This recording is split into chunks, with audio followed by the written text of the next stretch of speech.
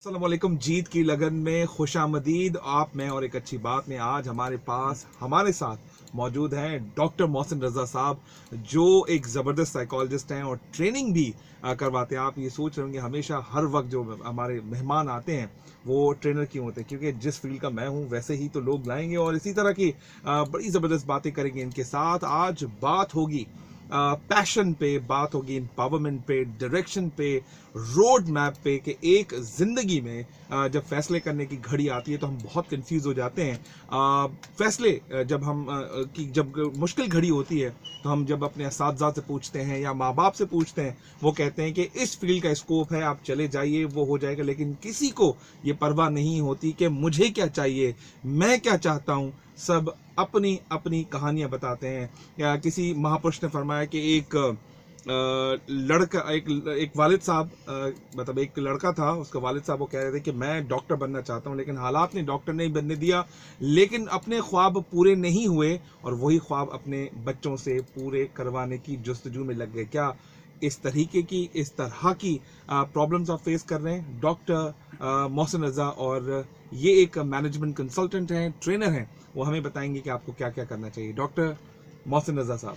अस्सलाम वालेकुम everyone. Thank you Ranjit, आज बुलाने का ख़ास तौर पे शुक्रिया। और जो आज का टॉपिक है वो इंतहाई दिलचस्प और मज़ेदार है, क्योंकि शायद हम सब उस जगह से होके गुज़रते हैं और वहाँ पे एक कन्फ्यूजन का शिकार होते हैं, जहाँ पे सब लोग डिसीजन ले रहे होते हैं कि मुझे क्या बनना चाहिए और मैं बड़ा होके क्या बनूंगा। तो सबका सवाल अपने आप से लाजमी होता है। अमूमन लोग कहते हैं कि यार तुम डॉक्टर बन जाओ, तुम इंजीनियर बन जाओ, कोई बोलता है कि तुम आर्टिस्ट बन जाओ। लेकिन बच्चा जब अपने आप से सवाल करता है तो वो ये सोचता है कि यार मैं मुझे बनना क्या चाहिए। तो आज जो हम गुफ्तगू ख़ास तौर पे कर रहे होंगे कि किस तरीके से गोल सेट करने चाहिए और किस तरीके से अपना कैरियर चूज़ करना चाहिए, और क्या तरीक़ेकार ऐसा हो कि जहाँ पे हम अपनी राह को पहचान सकें कि हमें चलना कैसे, और हमें अपने कैरियर के अंदर या एकेडमिक साइड के ऊपर या ग्रोथ हमें कैसे लेकर आनी है। और ग्रोथ माइंडसेट और फिक्स माइंडसेट की आज हम खास तौर पे गुफ्तगू करेंगे। सर, बड़ा ज़बरदस्त टॉपिक था जो आपने, ग्रोथ माइंडसेट और फिक्स माइंडसेट। आप ये नहीं बताते, फिर भी मैं आपसे ज़रूर सवाल करता। अच्छा, पहला सवाल की बौछार करने से पहले मैं आपसे बात करना चाहूँगा। आपने वर्ड यूज़ किया पैशन। मुझे ये बताइए होता क्या है और डेवलप कैसे किया जाता है? अच्छा, पैशन खुद इंसान तलाश करता है। हर खुदा ने जो बनाया है इंसान को, वो मुख्तलिफ स्टाइल के लोग हैं, मुख्तलिफ पसंद चीज़ों को पसंद करते हैं लोग। जब मुख्तलिफ किस्म के लोग एक माशरे में मौजूद होते हैं तो हर एक की अपनी पसंद और अपनी सोच होती है। पैशन डिफ़ाइन किस तरह होता है कि उसका वो शौक़ क्या है, क्योंकि हर एक की अपब्रिंगिंग बड़ी डिफरेंट अंदाज में हुई होती है। वो किसी ने अपने हर डिफरेंट अंदाज के अंदर ना स्ट्रगल की होती है अपनी ज़िंदगी के अंदर, और वो जब बड़ा होता है तो वो उसकी कुछ प्रीवियस एक्सपीरियंसेस होते हैं जो डिफ़ाइन करते हैं और जो उसको एक डायरेक्शन दे रहे होते हैं। वो सिखाते हैं कि यार ये चीज़ है जिसको मैं शौक़ से कर सकता हूँ। मोहसिन साहब, मैं आपको इंटरप्ट कर रहा हूँ थोड़ा। फॉर एग्जांपल, आप थोड़ा सा मतलब इस ज़िंदगी से अगर हम पीछे जाएं, मैं अपनी आपको बात बता दूं कि मैं बचपन में क्रिकेटर बनना चाहता था और मुझे इतनी जुस्तजू होती थी क्रिकेट खेलने की। अगर आप स्कूल भेजने की बात करें तो 8 बजे स्कूल लगता था, 9:30 बजे भी मैं नहीं उठ पाता था। मजबूरी से मैंने स्कूल ज्वाइन किया। मैंने कहा कोई बात नहीं। लेकिन जब सैटरडे और संडे आता था तो मैं 6 बजे तैयार होता था और पूरे मोहल्ले के लड़कों का दरवाज़ा खटखटा के उठाता था कि आए चलो क्रिकेट खेलें। फिर उसके बाद क्या हुआ कि मुझे पता था यहाँ में कोई स्कोप नहीं है, तो क्रिकेट में मुझे मौका नहीं मिलेगा। अगर मैं बड़े लेवल पे खेल भी जाऊँ, लेकिन उसका एक्सपोजर का मतलब है कि मुझे पैसे नहीं मिलेंगे, मुझे सैलरी नहीं मिलेगी, बहुत स्ट्रगल करनी पड़ेगी, उसका कोई करियर नहीं है। मुझे ऐसी फीलिंग्स आती थी और मुझे किसी ने गाइड भी नहीं किया। वालिद साहब को कहा कि मुझे क्रिकेटर बनना है, इसने कहा भाई कोई ढंग का काम चूज कर ले और तुम्हें अपना घर भी चलाना है, कब तक तुम हमारी मुफ्त की रोटियां तोड़ोगे। जब मैं अम्मी के पास चला गया और उन्होंने कहा कि जैसे वालिद साहब कर रहे हैं उसको कंट्रोल सी और कंट्रोल वी कर दो, और तो समझ तो गए होंगे आगे मैं क्या कह रहा हूँ। फिर बड़ा भाई, आपको पता है कि बड़ा भाई 2 जगह पे विलन होता है। एक जब मतलब यानी कि आपकी बहन, मतलब हमारी बहन किसी और से यानी कि प्यार मोहब्बत की बातें करे, भाई विलन हो जाता है। दूसरा, जब छोटा भाई उससे कुछ मांगे तो उस वक्त विलन हो जाता है। तो बड़े भाई के पास चले जाते हैं कि भाई मुझे क्रिकेटर बनना है। उसने कहा कि क्या बात करो, क्रिकेटर बनना है? पूरी कौम तुम्हारी कारोबार करती है और तुम जो क्रिकेटर बनने की कोशिश कर रहे हो। मीन्स बचपन से लेकर इवन आज तक जब मेरी शादी हुई तो मैंने सोचा कि अब शादी हो गई है, खुद कमा रहा हूँ, अच्छी कंपनी में काम कर रहा हूँ, चलो क्रिकेट खेल जाऊं, तो मेरी वाइफ कहती है कि आपने बच्चों के लिए नहीं कमाना। तो बचपन में मेरे वालिद साहब ने, माँ ने, भाई ने, और जब मैं बूढ़ा होने लगा हूं मेरी बीवी ने मुझे रोक के रखा हुआ है कि नहीं तुम्हें क्रिकेट नहीं खेलनी, लेकिन फिर भी लड़के झगड़ के सैटरडे संडे में क्रिकेट खेलता हूँ मजे के लिए, लेकिन मैं उसको करियर नहीं बना पाया। इवन आज भी पैशन है। आप मेरे मोबाइल में गेम्स देखेंगे, 3 तरह की गेम्स भी क्रिकेट लगी हुई हैं। Real world cup 2019, world cup 2019, हर किस्म की आपको क्रिकेट इसमें मिलेगी अगर आपको खेलना हो।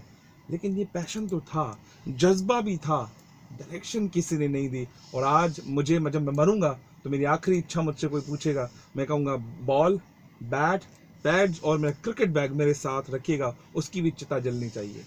तो ये सब मेरे साथ तो हुआ, बाकी लोगों के साथ भी तो ऐसा होता होगा।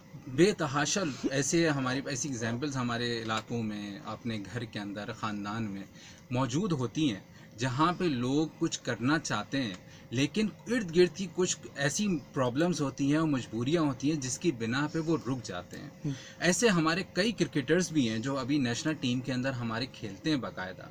अगर हम बात करते हैं रिसेंटली अभी मिसबाह-उल हक, आपने क्रिकेट का नाम छेड़ा, मिसबाह-उल हक को अभी कोच बनाने की बात हो रही है पाकिस्तान क्रिकेट टीम का। एक टाइम पे वो ऐसा था कि उसने सोचा, जब वो टीम के अंदर सिलेक्ट नहीं किया गया, उसको 2004 के अराउंड की बात है, तो उसने सोचा कि मैं अपने पैड्स, अपनी किट सब जला दूं जी। लेकिन वो पैशन जो था उसने उसको ड्राइव किया और उसने उसको कहा कि ये सब्र का वक्त है। जबरदस्त। एक वक्त ऐसा आया कि वो टीम का कप्तान बना। हाँ। कप्तान बनने के बाद आज वो पाकिस्तान का सबसे कामयाब तरीन कप्तान है जिसने सबसे ज्यादा टेस्ट मैचेस पाकिस्तान के लिए जीते। वो पाकिस्तान के लिए जीते। और मैंने सुना है कि एक अवार्ड होता है टेस्ट क्रिकेट में, जब आप नंबर 1 बन जाते हैं, मुझे अवार्ड का नाम याद नहीं है, तो मेरे ख्याल से अवार्ड भी इनको मिला था। तो ये मिसबाह हक तक बात ठीक है, लेकिन आप मुझे भी देख के थोड़ा नहीं, मिसबाह की बात करते हैं जी। तो ये जो पैशन होता है उसके अंदर कई कई जगहों पे आपको मुश्किलात आएंगी। दुनिया जो है वो स्ट्रगल से भरी हुई है। मिसाल के तौर पे हर इंसान के पास 2 चॉइसेस होती हैं यूजुअली, कि या तो वो किसी मुश्किल का सामना करे और या उस मुश्किल से डर के भाग जाए। अच्छा, जो लोग मुश्किल से डर के भाग जाते हैं वो भागते रहते हैं और वो अपने पैशन को कभी भी पूरा नहीं कर पाते। जैसे कि कुछ लोग आर्ट्स के अंदर आगे जाना चाहते हैं, कुछ लोग डॉक्टर बनना चाहते हैं, कुछ लोग इंजीनियर बनना चाहते हैं, लेकिन अगर वो अपनी फील्ड को किसी भी बिना पे डर के मारे छोड़ देते हैं, जैसे मेडिकल फील्ड के अंदर ये होता है, क्योंकि मेरा मेडिकल बैकग्राउंड है, तो इसमें होता है कि अमूमन लोग लड़के ना डरते इस वजह से, शौक जरूर होता है लेकिन ऐसी कई एग्जाम्पल्स हैं स्टूडेंट्स की कि वो डर के मारे वो ये कहते हैं कि नहीं यार हमें ये छोड़ देना चाहिए, क्योंकि इसके आगे पता नहीं क्या हो, हमारी जॉब हो, एडमिशन हो या ना हो। तो वो उस डर की वजह से वो भागते ही शायद रहते हैं। तो स्ट्रगल हमें एक चीज सिखाती है कि वो आके आपको टेस्ट करती है। तो टेस्ट जब आपको वो कर रही है तो आपको उसका मुकाबला करना जरूरी इसलिए क्योंकि वो आपका पैशन है। जब आपका पैशन है तो आप उसको जब फॉलो करते हैं तो भी आपको जाके वो सक्सेस उसके आगे मिलती है। अगर हर चीज में हर वक्त सक्सेस मिलती रहे तो शायद कामयाबी सही तरीके से मजा नहीं आएगा। जबरदस्त। आज अच्छा, मैं मतलब जैसे कि लिज ब्राउन को सुनता रहता हूँ और बड़े जितने भी बड़े स्पीकर्स हैं, तो उन्होंने एक ज़बरदस्त बात कही कि आपका ट्रैवल पार्टनर कौन है। ट्रैवल पार्टनर मींस आप जब यानी कि फ़्लाइट में सफ़र कर रहे हैं तो आपके पास इंटरनेट नहीं होता, बुक्स आजकल इतने मतलब पढ़ ही नहीं जाते, थक जाते हैं। तो मैं यूट्यूब के अंदर जाके ऑफलाइन करता हूँ अपने वो तमाम सारे वीडियोज़। उसमें मैं आज एक वीडियो सुन रहा था, उसका नाम है रॉबिन शर्मा। रॉबिन शर्मा ने कहा कि जिस इंसान का विजन क्लियर होता है, जिसका गोल क्लियर होता है, जिसका पैशन क्लियर होता है, उसको आप मरने के लिए भी बोल दो, वो मरने के लिए भी तैयार हो जाए, तो समझ लीजिए पैशन सच्चा है। जो इंसान अपने गोल के लिए जान नहीं दे सकता वो कभी भी पैशनेट नहीं हो सकता। दूसरा उसने कहा कि जितने भी लोग आप बड़े बड़े कामयाब लोग देखेंगे, उन्होंने कभी भी पहले जो उनका जो गोल को मेजर करने का तरीका था वो कभी पैसा था ही नहीं।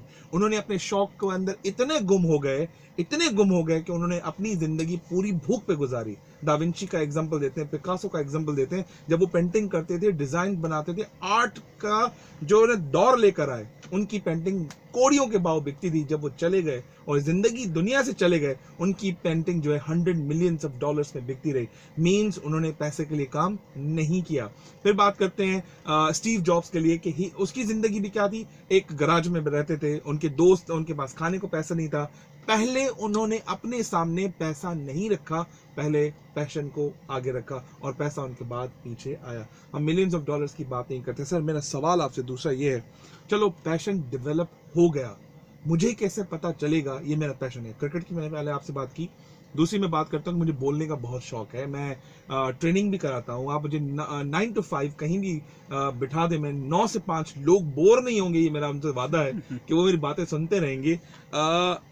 फिर अचानक से क्रिकेट से ट्रेनिंग, ये क्या मतलब, इस तरह की चीजों को क्या कहेंगे? ये पैशन था या सिर्फ ये था कि चलो यार अभी जो मिला है वो कर लो?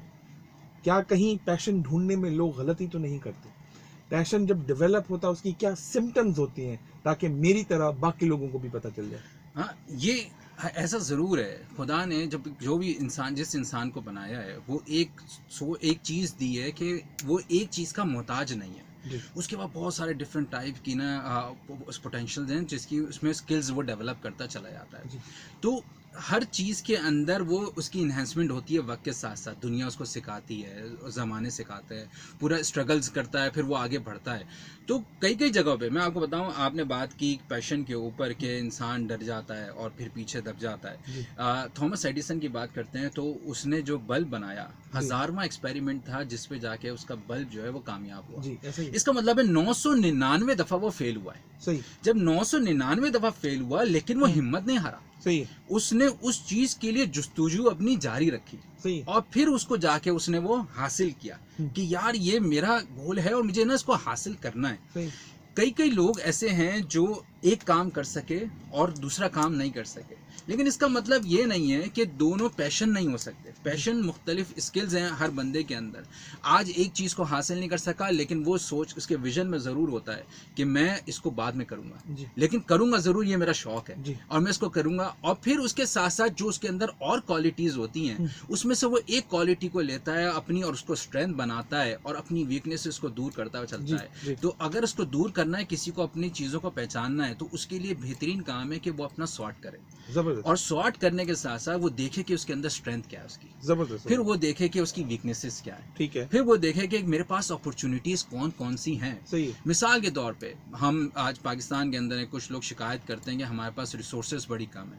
मैं ये कहता हूँ कि दुनिया में कोई मुल्क ऐसा नहीं है जहाँ पे रिसोर्सेज की लिमिट ना हो। हर जगह पे कोई ना कोई है। तो जो रिसोर्सेज जितनी हैं, हमें उसी के अंदर देखना चाहिए कि हमारे पास अपॉर्चुनिटी क्या है। मिसाल के तौर पे एक बच्चे के पास ग्राउंड नहीं है और उसको खेलने का शौक है, हो सकता है वो भी नहीं खेल सकता, लेकिन वो अपनी अपॉर्चुनिटीज देखे कि मेरे इर्द गिर्द कौन सी अपॉर्चुनिटी ऐसी मौजूद है जिसके अंदर मैं सक्सेस हासिल कर सकता हूँ। अपनी स्ट्रेंथ को देखकर, अपॉर्चुनिटीज को देखकर, और क्या चीज़ है जो उसको थ्रेट करती है। कहीं ऐसा तो नहीं है उसके अंदर फियर ऑफ फेलियर है जो उसको रोक रहा हो, पीछे खींच रहा हो, हालात हैं, तो उनको कैसे सॉल्व करे ताकि वो उस पे स्टेप बाय स्टेप आगे बढ़ता चले। मोहसिन साहब, आप कहना ये चाहते हैं कि जो मैं क्रिकेटर नहीं बन पाया, तो कहीं ना कहीं मुझे मेरे दिल के अंदर एक डर था, एक थ्रेट था कि मैं अगर अच्छा क्रिकेटर नहीं बन पाया, शायद मेरी नेशनल टीम में जो है वो सिलेक्शन नहीं होगी, मैं इंटरनेशनल क्रिकेट नहीं खेल पाऊंगा। शायद ये डर था, मतलब मेरा पैशन सच्चा नहीं था। कहना ये चाहते हैं? नहीं, मैं ये कहता हूँ कि अमूमन कभी कभी हम अपने ऊपर डाउट करने लगते हैं। अच्छा, वो डाउट कभी इतना बड़ा हो जाता है कि हमें समझ में नहीं आता कि यार हमें जाना चाहिए नहीं जाना चाहिए। तो जो फियर ऑफ फेलियर है, अगर मिसाल के तौर पर थॉमस एडिसन ने 500 एक्सपेरिमेंट के बाद 999 experiment is too much actually. तो 500 एक्सपेरिमेंट के बाद वो ये सोचता कि यार ये होगा ही नहीं, ये फेल हो जाएगा, तो वो चीज़ वो बना ही नहीं पाता।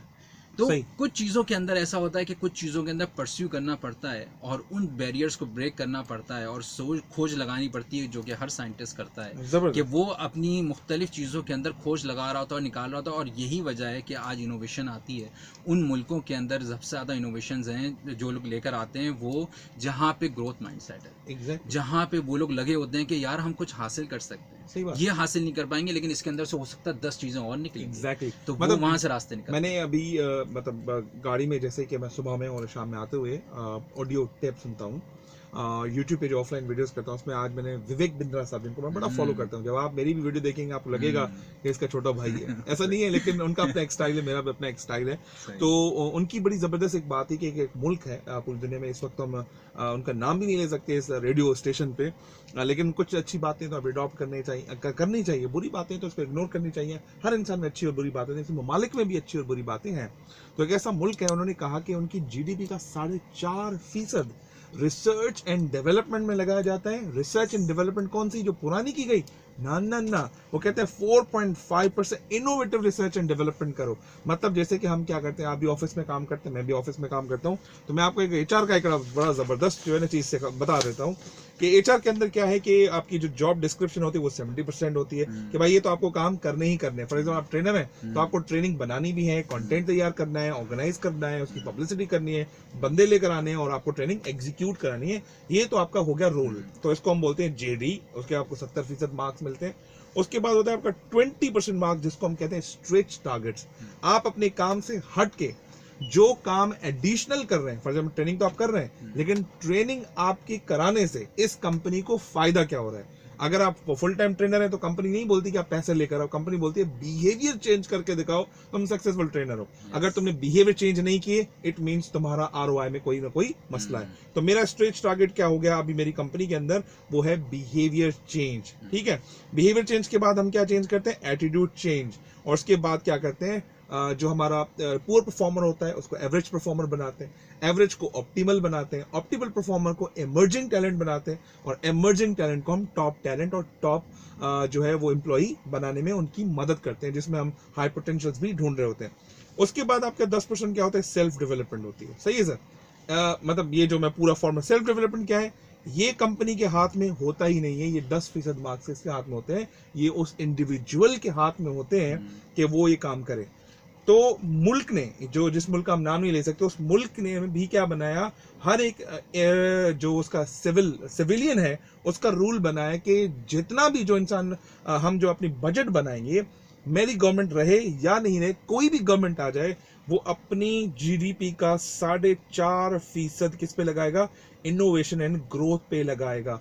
फॉर एग्जाम्पल अगर हम यानी कि रोड और सड़क पे पैसे नहीं लगाते तो गवर्नमेंट फेलियर काउंट होती है। वहां पर इनोवेशन पे पैसे नहीं लगाए तो गवर्नमेंट आपकी फेलियर काउंट होती है। Look at the country which is growing rapidly. आज आप Nasdaq is stock market in the United states, China के बाद इस मुल्क का नाम आता है। और चाइना के बाद इस मुल्क का इसलिए नाम आता है बिकॉज दे हैव थॉट कि ग्रोथ माइंडसेट जब तक तैयार नहीं होगा, वो ये नहीं कहते कि मेरा ग्रोथ माइंडसेट, वो ये नहीं कहते इंडिविजुअल ग्रोथ माइंडसेट, वो कहते हम सिस्टम तैयार करेंगे। हमारे जो पूरे मुल्क के अंदर जो 85 लाख लोग हैं, वो तकरीबन सारे पढ़े लिखे होंगे, उनका कोई ना कोई मुल्क के अंदर कंट्रीब्यूशन होगा। हमारी प्रायोरिटीज भी चेंज्ड हैं। बिल्कुल सही फरमाया आपकी, जितनी हमारे साथ आप बातें कर रहे हैं बड़ा जबरदस्त है, और मुझे लगता है सुनने वालों का भी दिमाग खुलेगा कि आखिर पैशन क्या होता है, इस तरह के फॉर्मूले क्या होते हैं। प्रोड्यूसर साहब हमें इशारा देकर गए हैं, वो कहते हैं कि छोटा सा एक ब्रेक लेते हैं। ब्रेक से जाने से पहले तमाम सुनने वालों को एक अर्ज किया जा रहा है कि जीत की लगन में हमारे साथ मौजूद हैं डॉक्टर मोहसिन रजा साहब। आप उनसे सवाल कर सकते हैं और उनसे जो है ना फेसबुक पे जाके आप हमें कमेंट दे सकते हैं, क्योंकि नेक्स्ट वीक जो है ना वो हमारे साथ